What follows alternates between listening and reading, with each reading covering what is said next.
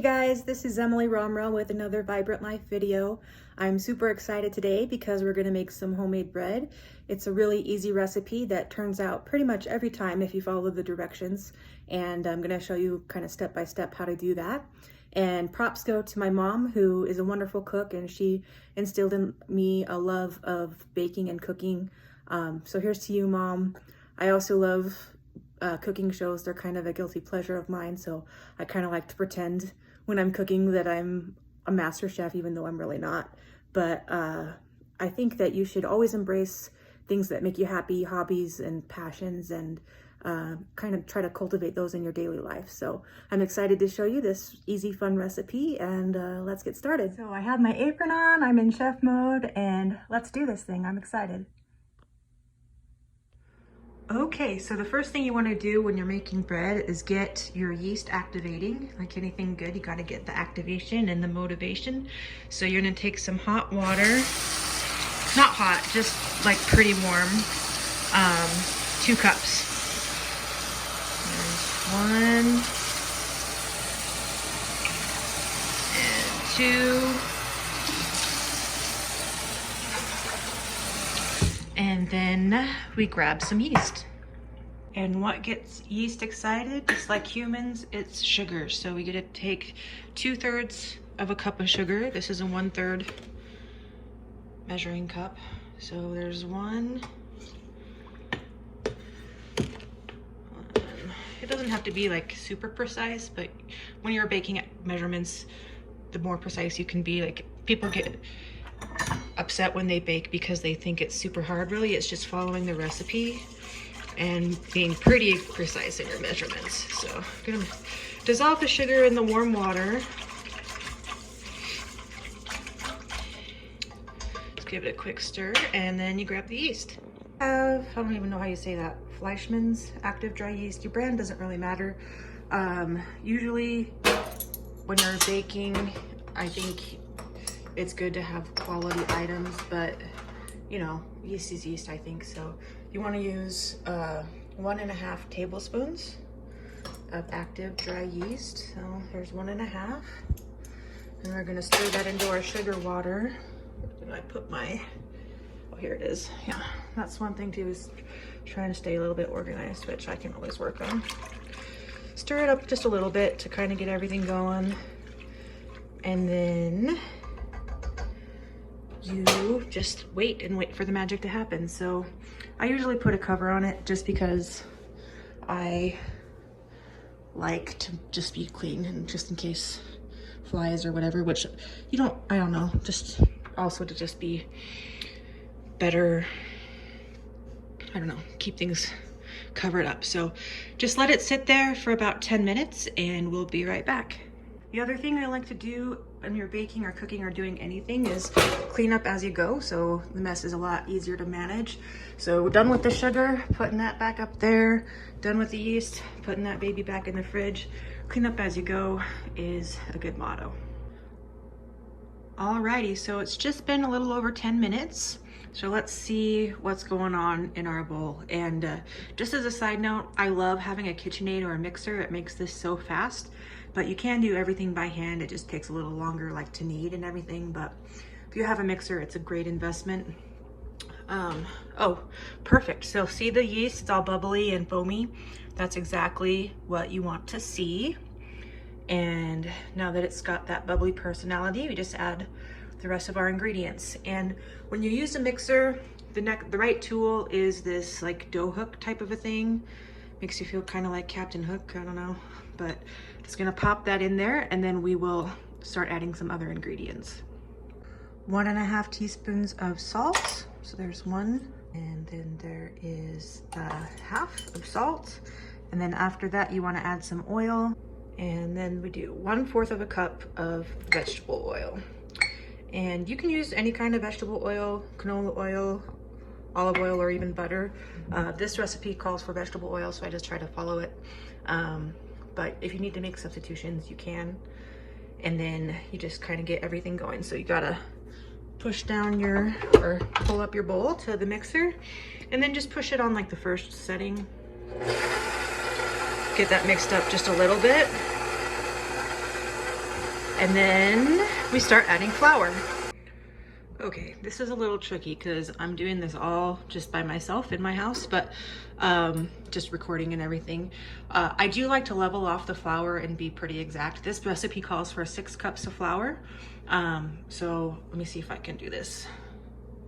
Dump everything in. You want to dump in the flour pretty gradually. I mean, it goes pretty fast, but as you're mixing it in, and then the dough forms pretty quickly. So as you can see, I got like a heaping cup, and then you just level that off. Just make it all smooth and then turn your mixer on and dump it in. First cup of flour in, got it mixing, and then I'm just gonna keep adding all 6 cups of flour.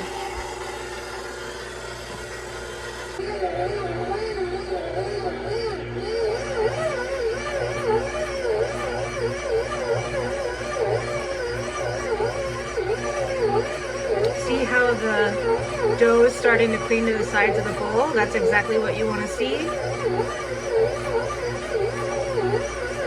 It's great to have a mixer. If you do this by hand, it takes a little bit longer. This honestly takes like 5 minutes in the mixer. It might take you like 10 or 15 minutes by hand, but either way works. And we're getting pretty close now. Once it like really cleans the sides of the bowls and gets like clumpy like that, that's exactly what you want from your bread dough.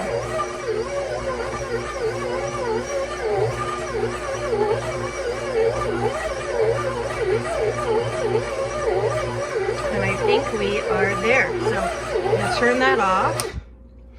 And just for the consistency, it's kind of sticky, but not bad. Like it doesn't like stick to your fingers, but definitely stretchy. You can see that because of the gluten. So kind of like a Play-Doh like consistency is what you're looking for. So once you have your dough all mixed up, then you're gonna put it into your greased bowl. So I've got the oil on the paper towel. Just honestly, just put it on the sides. Just really easy, just oil it all up inside. And then you wanna grab your dough and put it on in the bowl.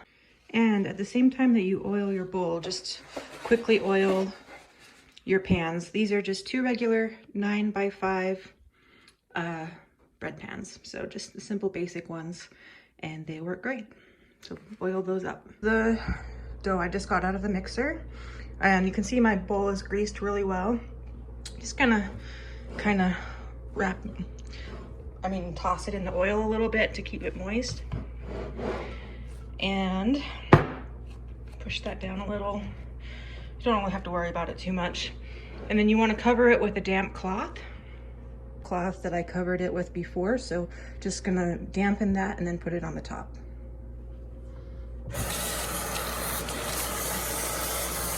So once again, put the damp cloth over the bowl. You can see inside it's all cozy. And you want to let this first dough rise about an hour until it doubles in size. So let's take a look. I guess this is it before, and then we'll come back in an hour and show you what to do next. Okay, so it's been an hour. Let's take a look at what's gone on with our dough. And bam, you can see that it's doubled in size, or even a little bit more, because of the fabulous yeast. And that's exactly what we want. So after you get it, let it rise for this first time, you punch it down. So it's good to get your anger out. It doesn't have to be like super crazy. Just beat it back down into a smaller ball again.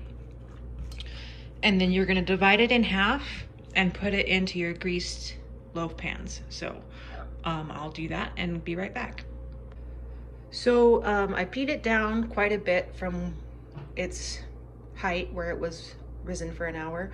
And I'm pretty, I don't know, I like to have it pretty exact. So I usually use a knife.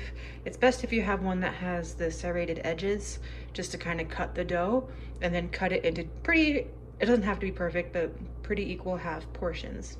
I have the first half here, and I've kind of, you know, smoothed it a little bit into the shape of the pan. And then you just go ahead and press that baby down in there. I try to get the corners pretty good because that's kind of the trickiest part. It's really not very hard, but just push it down into the corners and do to the edges, and then do the second one. I have both of my loaves in the pans, and they're looking really good.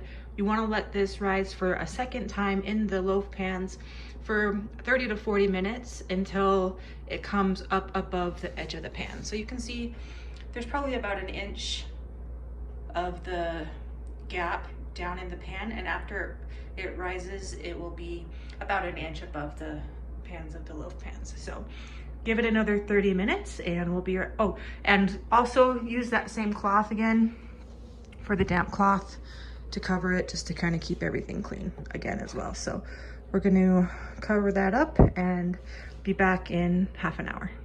Okay, and when it's time to get your oven ready to bake, you want to do it at 350, which is the normal temperature for most things, and get that going. And let that preheat for a few minutes. I usually do it right around the same time as I start the second bake, because I think the warmth from the oven helps the bread to rise more during that time as well. So I usually will turn the oven on, and then I do like to sometimes move the bread over to the warm top of the oven, and it helps it rise even a little bit more. So we got our loaves on the top of the oven. The oven is preheating, and I decided to give it 40 minutes, but you know, between 30 and 40 minutes, let it rise, and then we'll come back. Alrighty, so we are there. You can see the dough has risen really well. And again, about an inch and a half above the pan. And you just pop those right into the oven. So I'm gonna do that. These go in both at the same time. Make sure, sometimes you want to double check on the settings where your racks are, because before I had my rack up higher and it wasn't great to have them. I don't want the pan with the loaves up so high by the burner, so I moved the rack down a little bit just to put the bread more toward. Okay, so I kind of got cut off on the last part, but I just wanted to make sure that the bread was kind of in the center of the oven. I popped it in there, letting it cook for 30 minutes, and then you just let it go. So we'll be back and we'll have some really yummy homemade bread really soon. Okay, it's the moment of glory. It's been half an hour. Let's take a look at our bread. Beautiful, nice golden brown on the top. Those look just about perfect. So I'm gonna grab some oven mitts and pop those out of the oven. Okay, so I got the bread out of the oven. It looks terrific, so yummy. The smell is amazing. And then right as I pop it out of the oven, I usually take a stick of butter. This is some I used before, and then I just like to melt the butter over the top. This just makes it extra good and delicious. It also makes the top a little bit more shiny, but you know, you can never go wrong with butter. Also, I don't know, maybe I'm weird, but I think that when you put a little bit of butter on the edge, then it's easier to get out of the pan, but it's really not hard to get it out of the pan usually, because we greased it before. So just gonna butter that up. If only people were easier to butter up like bread, right? All right, so that looks great. You don't want to let the bread sit too long in the pan because then it makes the bottom soggy. Give it like a minute to cool off, and then but don't let it sit for a long time in the pan after you take it out, and then we'll pop it out in just a second. Okay, this is a little tricky with the camera in my hand, but when you get ready to take the bread out, I usually just take a knife and kind of just stick it in the side and just give it a little wiggle, and that kind of just loosens it from the pan. So just kind of wiggle it in, wiggle, wiggle. and then do that all around the sides. Okay, so I kind of put my knife around the edge of this pan, and then you just kind of hit it a little whack and it falls right out. That was perfect. So you can see it's golden brown all the way around, and you have just a pretty great loaf of homemade bread. I'm gonna pop the other one out, and then there's nothing better than warm bread right out of the oven. So I will be back with you as we get our first taste. So I have both loaves of bread out. They look terrific. Got the cutting board out. Just some people they wonder why their breads get smushed when you cut it, and it's because they don't use a serrated knife. So always use a bread knife when you cut bread. It seems like it would be common sense, but sometimes people don't know. So the serrated knife is your trick to not getting smushed bread, and then you just saw through to cut it. So I can't do that while I'm holding the camera, but we'll get a nice slice. Just wanted to show you a quick inside look. It's nice and fluffy. It's so warm and gooey. I can't even wait to bite into that. But you can kind of see what the consistency should look like. You can see that the bread is fluffy and good, and it looks like homemade bread. Okay, so I got my bread buttered up with some just regular butter. It looks so good, and bon appetit. I hope you enjoyed the video. I know it's a little bit long. I'm definitely not a professional baker, but homemade bread is not hard to make, and hopefully this gives you some tips. And I hope that you enjoy it. I hope you live the vibrant life and embrace your hobbies, and I hope you have a great day. Thanks. Bye. That's so good.